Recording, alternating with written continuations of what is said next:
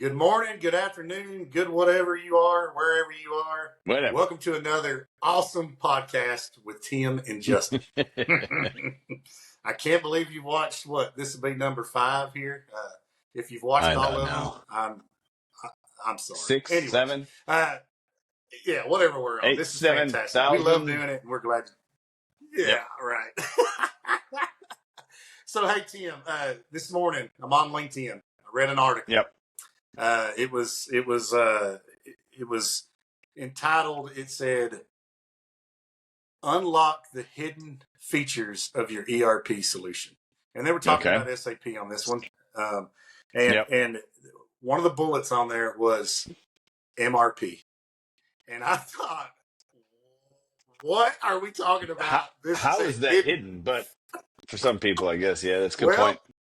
Well, but like Tim, I've talked to a lot of people here in North America, Yeah. and they to be quite honest with you, the procurement process, especially in oil and gas, where there's a lot of there's a lot of unplanned failures, and just stuff that pops up, and it's not just oil and gas, Yeah. but it's everywhere. No, it's all over the world, dude. It's everything. Exactly. The procurement process, it's just so burdensome. And people are just like, I don't know how to handle it, and I don't understand how the system works. And anyway, so I immediately went back to the time that I think when you and I met in South Africa, back at that same conference, and I was watching a presentation on MRP exceptions, and I thought, man, what is this? And I had never opened MD04. I had never opened MD06, and I had never opened MD07. And the guy's up there saying, this is in your solution, like you own it. And I said, BS. I went back to my hotel room at lunch, and I opened the transactions, and lo and behold, there they were. And I could not believe it was there. And so I became a student of MRP. It was amazing. So anyways, but what I had to do was understand the way the system is designed and stop fighting it. And that's what this next, 6, 7 videos that we're going to talk about are. And Tim, I think it would be really good if you would walk us through what we call the MRO flow. So let me get that pulled up and show you the MRO flow from a Lexin standpoint. Walk through it, and let's talk about it, and let's get these guys ready for the next couple of podcasts that we're going to go through. Yep. Okay. This is good. So what's interesting about the MRO flow, everybody's doing it. Some people just do it a lot more complicated, and a lot more people and a lot more steps kind of intertwined. So we're going to do a podcast on each one of these little arrows and step you through it. But it's important to understand this is the standard flow from step 1. That first blue on the left is that demand signal. Man, that's critical. And it's important to understand how good is it or how bad is it, because that will dictate a lot more down the chain in terms of your stocking strategies. Do you stock it or not stock it? Well, if you don't plan, you're going to have to stock it, and that's more cash. And then we'll get into the availability checking, because there's 2 things. You either stock it or you don't. And so when you check for materials, do you have it in stock? If not, well, then you've got to source it and procure it. And so that goes into the next step. Hey, Tim. Hey, Tim. So you mean I'm going to reserve parts that I don't keep in inventory? Oh, absolutely. Man, that's such a good point. People think I only catalog what I stock. That is the biggest. I don't know what the word I'm looking for is, but that is just so not correct.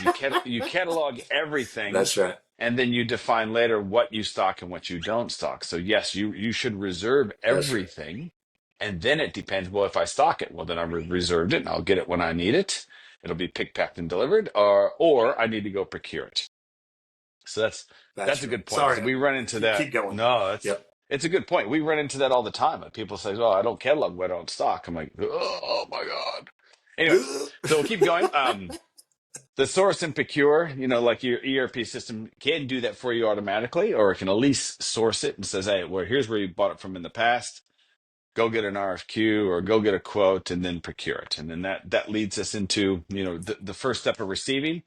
I think people think this is a super simple step, but receiving correctly, accurately, you got receiving and receiving, 2 different things. We'll talk about that in the video, because You got to do that quickly and accurately so that bills get paid. You don't add more cost down into AP. So that's actually quite important. And then we got kitting. This is the pick, pack, and deliver process. Really, this is we want to make sure we're kitting jobs so we're delivering when they're required.